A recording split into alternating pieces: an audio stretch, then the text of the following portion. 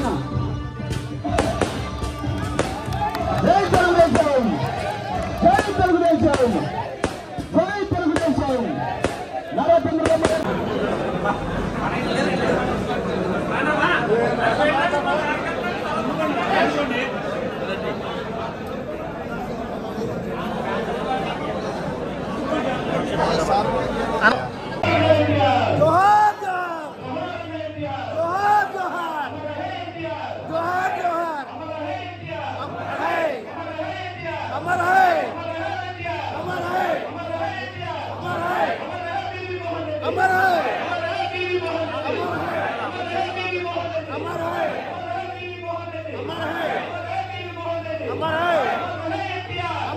నారా చంద్రబాబు నాయుడు గారు, అదేవిధంగా మన యువ నేత యువగణం నాథ సారథి నారా లోకేష్ బాబు గారు వారి యొక్క ఆధ్వర్యంలో కూటమి ప్రభుత్వం ఏర్పడిన తర్వాత ఈ 11 నెలల్లో మనం చేసిన 10 మంచి పనులు మనం ముందుగా గుర్తు చేసుకోవాలి. ఎందుకంటే గత ప్రభుత్వంలో ఏమి జరిగింది, ఈ ప్రభుత్వంలో ఏమి చేశాము అని గర్వంగా చెప్పుకొని మహానాడుకు కార్యకర్తలకు అదే రకంగా ప్రభుత్వంలో మనం చేసుకున్న పనులకు దశ దిశ నిర్దేశం చేసుకునేటువంటి కార్యక్రమమే ఈ మహానాడు.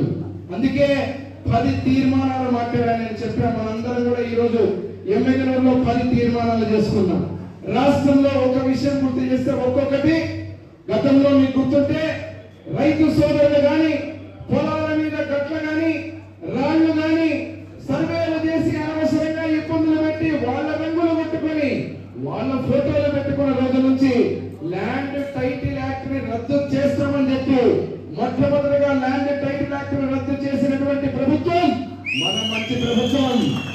రెండవ విషయం, పేదవారికి అన్నం పెట్టేటువంటి అన్నా క్యాంటీన్ తొలగిస్తే ఈ రోజు మళ్ళీ స్వర్గీయ నందమూరి తారక రామారావు గారి పేరు మీద అన్నా క్యాంటీన్ పెట్టి పేదవారికి 3 పూటల మళ్ళీ భోజనాన్ని నింపుకున్నటువంటి ప్రభుత్వం మన ప్రభుత్వం. మూడవ విషయం, ఇక్కడ మీరు చూస్తే ఇప్పుడే మాట్లాడిన వేదిక మీద ఉన్న కొందరు నాయకులు కూడా పెన్షన్లు సంక్షేమం అంటే గుర్తుకొచ్చేది స్వర్గీయ నందమూరి తారక రామారావు గారు, నారా చంద్రబాబు నాయుడు గారు, తెలుగుదేశం పార్టీ. పెన్షన్ అంటే 1000 రూపాయలకు పెంచడానికి 250 చెప్పి కరెంటు కట్టు, కరెంటు ఛార్జీ పెంచితే కట్టు, రకరకాలుగా పెన్షన్లని కోత కోసి టైరుంటే గాలుంటే అదే రకంగా బండుంటే అని చెప్పి ఆ రోజు పెన్షన్ తొలగిస్తే ఈ రోజు మన మంచి ప్రభుత్వం వచ్చిన తర్వాత మొట్టమొదటి నెల నుంచే ఎంత పెన్షన్ ఇప్పుడు అనుభవిస్తున్నది 4000 రూపాయలు. అదేవిధంగా 6000, 10,000, 15,000 రూపాయలు కదలనటువంటి వ్యక్తులు కూడా యుఎస్ఆర్ పార్టీ నాయకులు అడుగుతున్నారు, హామీలు మీరు అమలు చేయలేకపోతున్నారని. నేను ఇక్కడున్న గ్రామాల్లో ఎమ్మెగనూరు మండలం, గోనెగండ్ల మండలం, నందవరం మండలం, అదే రకంగా ఎమ్మెగనూరు పట్టణంలో ఉన్నటువంటి అందరూ కూడా ముఖ్యమంత్రిగా నారా చంద్రబాబు నాయుడు గారు, అదేవిధంగా మన తెలుగుదేశం పార్టీ కూటమి ప్రభుత్వం అదే అధికారంలోకి వచ్చిన తర్వాత 2 కళ్ళగా సంక్షేమాన్ని, అభివృద్ధిని నేను సూటిగా అడుగుతున్నా జగన్మోహన్ రెడ్డి ప్రభుత్వాన్ని, జగన్మోహన్ రెడ్డి మాజీ ముఖ్యమంత్రిని, మీ హయాంలో మీ ప్రభుత్వం ఉన్న రోజున ఈ ఎమ్మెగనూరు నియోజకవర్గమే కాదు రాష్ట్రంలో ఏ పల్లెలోనైనా ఏ గ్రామంలోనైనా కనీసం మీ ఇంటి ముందు కాలువైనా శుభ్రం చేశారా అడుగుతున్నారు. మరి ఈ రోజు 11 నెలలుగా పూర్తయి 12వ నెలకు అడుగు పెడుతున్నాం. మీ గుండె మీద చేసుకుని చెప్పండి, మన ఊర్లలో గ్రామాలలో చక్కని సీసీ రోడ్లు, డ్రైనేజ్ వేసి మళ్ళీ ఆ అభివృద్ధిని పరుగులు పెట్టిస్తున్నావా లేదా అడుగుతున్నాను. రెండు, తాగడానికి నీళ్లు ఈ విషయం గురించి మాట్లాడినప్పుడు మా ఎంపీ గారిని కూడా ఈ రోజు ఇప్పుడే ఇంతకుముందే రిక్వెస్ట్ చేశాను.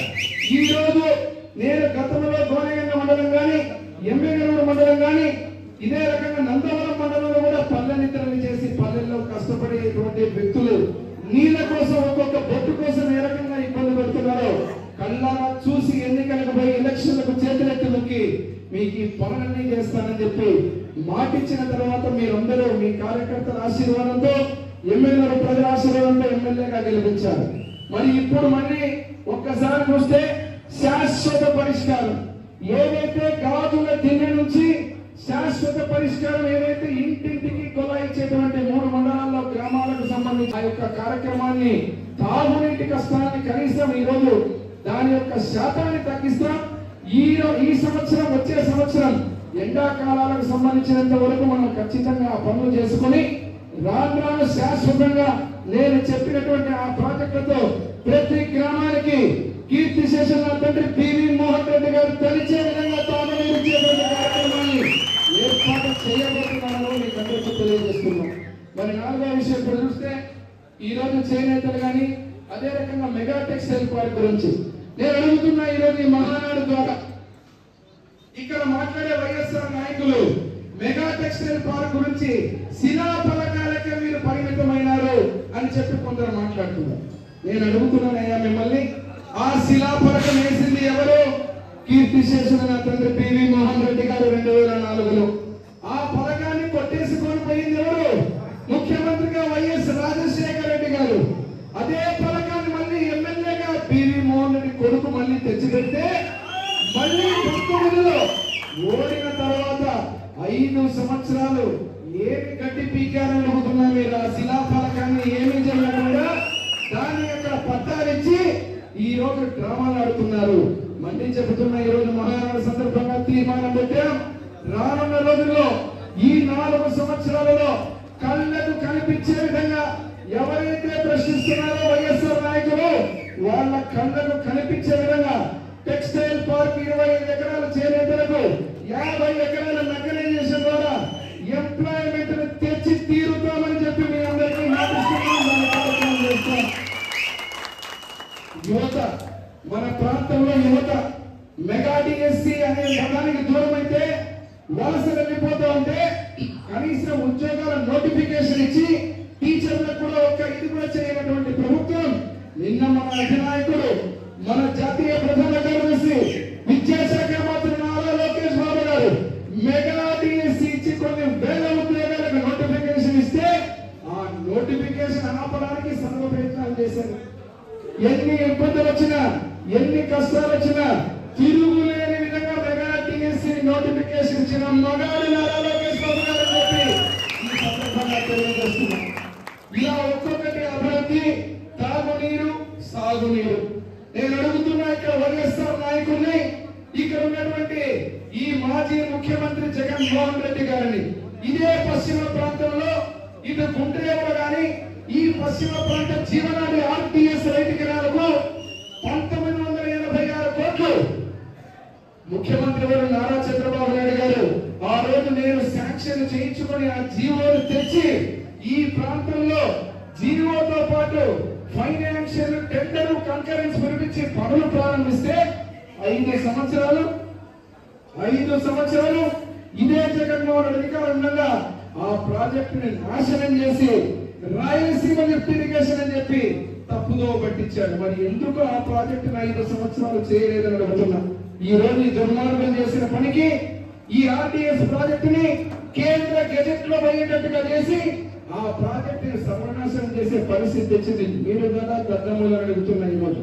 మరి ఇటువంటి ప్రాజెక్టుని ఈ ప్రాంతంలో ఇప్పుడు డబ్బులు లేని ప్రభుత్వంగా ఇష్టం వచ్చినట్టు మొత్తం ఖజానాన్ని ఖాళీ చేస్తే తక్షణమే మన ప్రాంతానికి ఏమి కావాలంటే నేను మొన్ననే ముఖ్యమంత్రి గారిని కలిశాను, ప్రత్యేకంగా చెప్పాను, కష్టపడే ముసుగులో డ్రామాలు ఆడితే నమ్మడానికి పాత జగన్మోహన్ కావాలి. ఈరోజు ఎవరో వచ్చారు, ఎవరో మార్చారు, ఎవరో చెప్తారు అంటే ఈనాటికి నేను చిన్న పిల్లోని కాదు. 5 సంవత్సరాలు ఓడిపోయిన తర్వాత ఇదే ఎమ్మెల్యేలో నా భార్య బిడ్డను పెట్టుకుని నేనున్నా. ఇక్కడ ఉన్నప్పుడు నాకు ప్రతి గ్రామం తెలుసు, ప్రతి బంధుత్వం తెలుసు, ఏ నాయకుడితో ఎవరు బంధుత్వాలు ఉన్నాయో కూడా తెలుసు. కాబట్టి ఎవరు కూడా ఆ ఆలోచన ఉండొద్దని. ఎందుకంటే ఎవరో చెప్తే జయనాగేశ్వరుడు, ఎవరు చెప్పాల్సిన వాళ్ళు ఏదైనా 1-to-1 డైరెక్ట్ గా మీతో నేను నాతో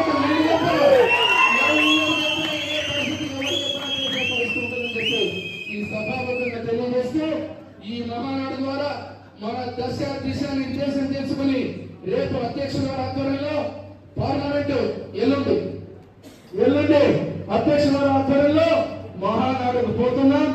మహానాడుకు పోతూ మళ్ళీ 27, 28 మనం తిరుగులేని విధంగా కడపలో తత్తరిల్లే విధంగా